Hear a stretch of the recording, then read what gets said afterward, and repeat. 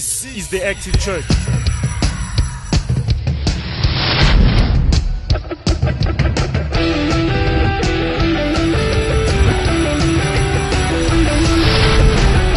To God be the glory.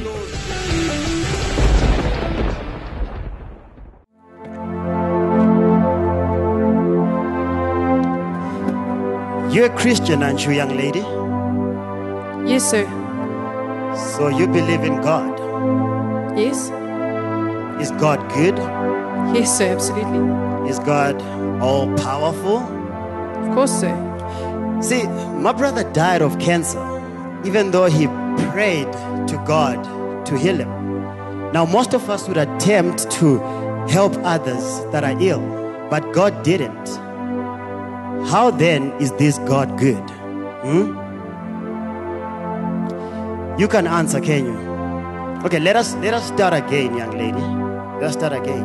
Is God good? Yes, sir. Is Satan good? No. Where does Satan come from? From God? That's right. Now tell me something, young lady. Is there evil in this world? Yes, sir. Evil is everywhere, isn't it? And God did make everything, correct? Yes, sir. So, who created evil? Is there sickness? Is there immorality? Is there hatred? Is there ugliness? All these things exist in the world, don't they? Yes, sir. And who created them? Science tells us that you have 5 senses that you use to identify and observe the world around you. Now tell us, young lady, have you ever seen God? No, sir. Have you ever heard God? Have you ever tasted, felt, or smelled God? Have you ever had any sensory perception of God for that matter? I'm afraid I haven't, sir. And yet, you still believe in Him. Yes. According to empirical, testable, demonstrable protocol, science says your God does not exist. What do you say to that? I guess all I have is my faith, sir. Faith, yes, that's right. That is the problem that science has. Sir, let me ask you a question. Do you believe in heat? Yes, Do you believe that cold exists? yes. You see, you're wrong, sir. Heat, you can have lots of heat. More heat. White heat, mega heat, super heat, little heat, or even no heat. But there's nothing that is called cold. You can even go 458 degrees below zero, but you can't go any further than that. But still, there is nothing called cold. You see, cold is not the opposite of heat, sir. It's the absence of it. Cold cannot be measured. Heat is energy. So, cold is not the opposite. It's the absence of heat, sir.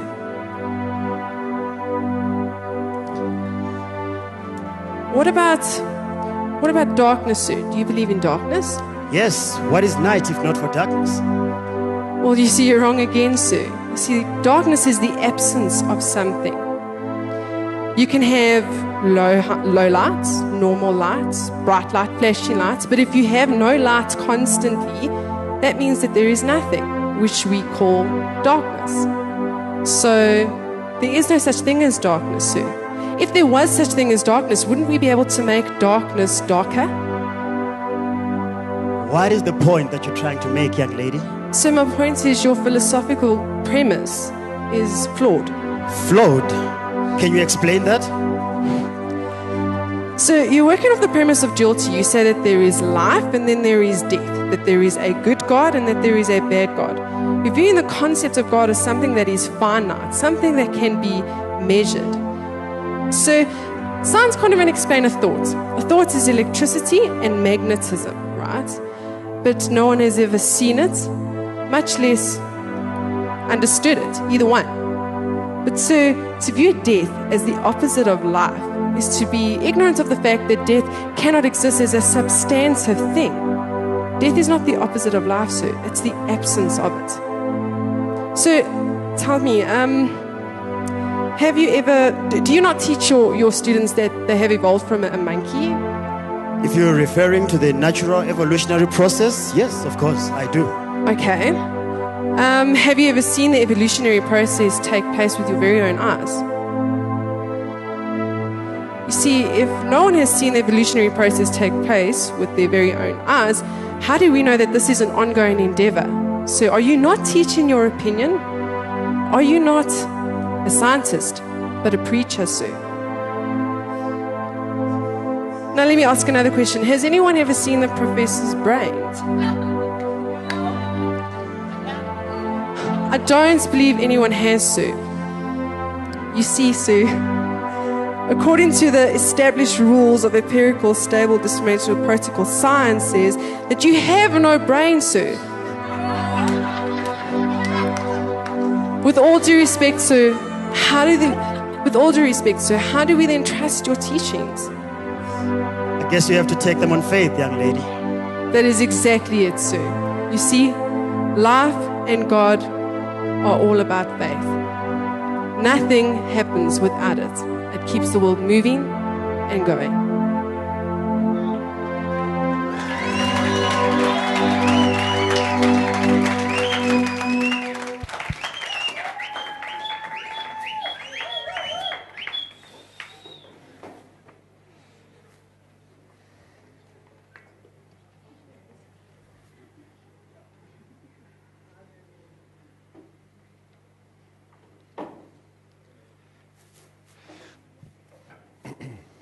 Can we just give them a big round of applause? Thanks, they did great. And today we're talking about the final sermon in our series, God is All. The first part we'll do this morning and the second part we'll do tonight. But what I want to put to you, if God is all, and I believe that He's all, and I've experienced Him as all, then God is the sole judge of things. All right? There's no other judge but God. Whatever God's judgment is final. It doesn't matter whether we like God's judgment. It doesn't matter what we feel about God's judgment. God's judgment is final. And yet, you know what the funny thing is? That like with this professor, we live in a society that loves the sound of its own voice. We live in a society where everyone has an opinion, and they have an opinion about everything. I just want you to think about our society here in South Africa, and I just think of an example that's happened in the last month or two, the whole situation with Oscar Pistorius. If you think about that whole situation, Oscar Pistorius obviously shot his girlfriend dead, and if you think about the events leading up to that tragedy, there were only two people that were there, Oscar and Reva. And obviously Reva's now dead, so she can't talk. But there were only two people that were there. The police's job now is to come in and they find a body. There's a dead body. And they have to now work out what happened. And in order for them to work out what happened, they have to collect evidence, and they have to go and interview people, and they have to come up with a plausible story as to what happened there. That evidence then gets taken to a court. And the court's job is then to go and to review the evidence and to listen to the testimony of witnesses. And then based on the evidence and based on the testimony of witnesses, looking at all of this with testimony and cross-examination, because every witness should be cross-examined, the court then determines what happened. And they then, after this long process, come up with a verdict. Is he guilty or not of premeditated murder? That's what's supposed to happen. But you know, if you look at this whole situation, within 48 hours of the whole thing happening, South Africa had an opinion.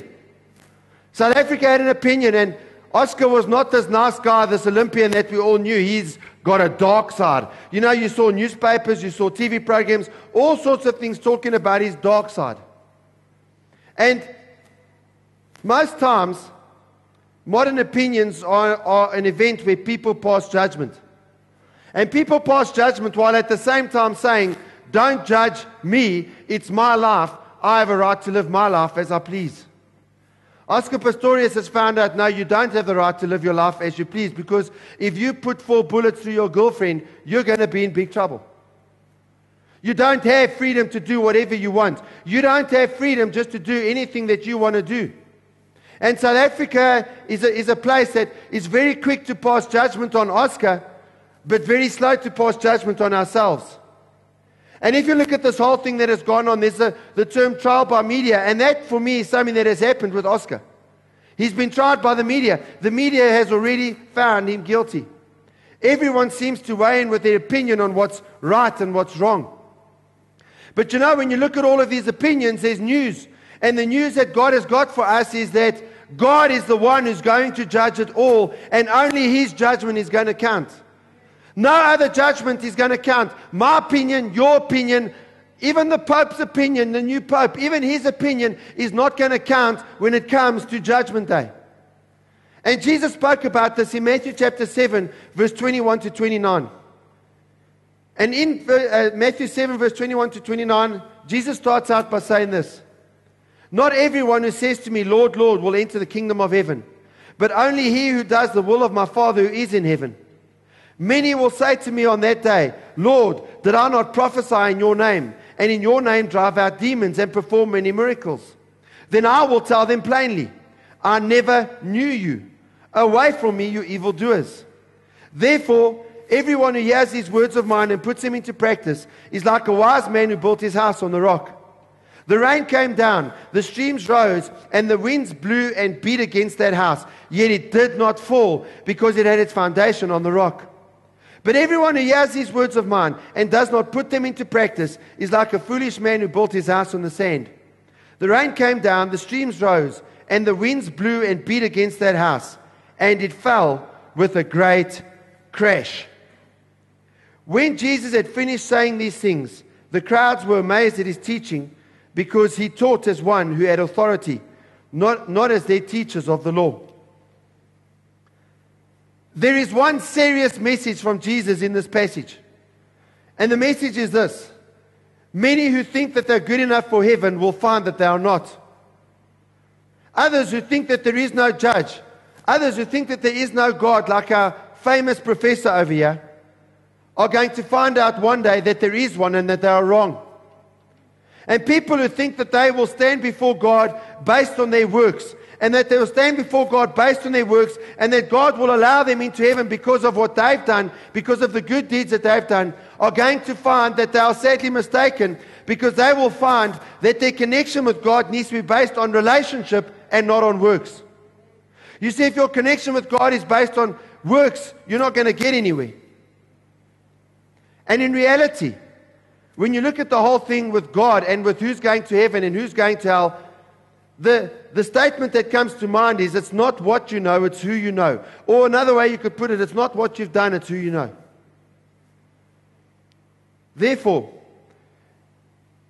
we see that Jesus comes along here, and he gives us some thoughts that many people hadn't thought of before. And in relation to God, people think that it's what you do that will get you into heaven, but Jesus totally turns this thing upside down on its head.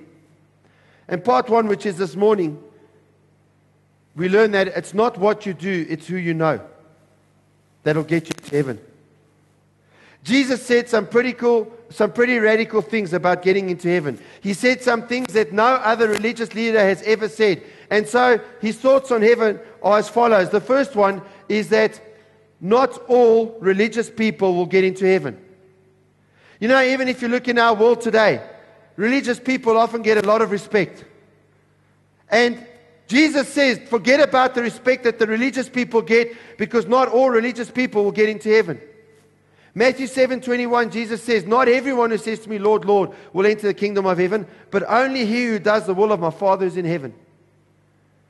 I want you to think about all of the religions that there are out there. All of the religions, they have their goals and they have their morals. And if you take one of them, which is Buddhism, the Buddhist has certain goals for life. If you look at the monks and those people amongst Buddhism who are exceptional, you find that they go through a process of purification of mind, leading to a state known as Nibbana. But it's only the exceptional that get that. For the rest of us mere plebs, we live a good life, and what we live by is karma. You're going to get good karma and bad karma based on what you do. You know, people talk about karma. Yeah, people talking about karma all the time. And you know, when people are talking about karma, they're actually talking about Buddhism. They're actually following a religion. Whatever good you do to the universe and to this and that and the next thing, you'll get back good from it. And whatever bad you do, you're going to get back bad from it. There's just something that was interesting for me. I remember a long time ago, in the early 1990s, there was a girl who came to South Africa from America. Her name was Amy Beale. And she came here to help the people who were suffering under the apartheid regime. And an organization said, she's a collaborator with the government, and they killed her. They beat her to death with stones and bricks and all sorts of things like that. And I'm thinking, well, if your view is karma, then please explain to me what in the world happened to Amy Beale. She came here to help people, and she got beaten to death. How do you explain karma when that happens? The Hindus' goal, well, they have 4 goals in life. You see, for the Hindu, life's very complicated. It's very complicated. If you ask a Hindu about, what is the essence of their faith, they'll start telling you it's very complicated. And it is complicated. Just when you look at their goals in life, they don't have one. They have 4. First one is Dharma, and that is conducting one's duties with compassion towards all beings. It's the absence of jealousy, greed, and cruelty, purity, goodness, and tranquility. So that's one. The second one is Artha, which is earning money honestly to provide for family, acquiring wealth and power. So honestly acquiring things and providing for your family. And then you've got Karma, which is similar to Buddhism, although theirs is pursuing only love and pleasure in marriage. So for a Hindu, for example, to have an extramarital affair, it's a very, very serious thing. And then the last one is Moksha, this is a process which is leading the soul towards salvation.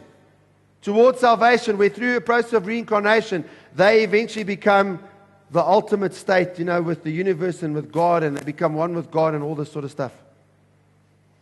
The Muslim's goal, to a Muslim, the whole purpose of life is called ibadah.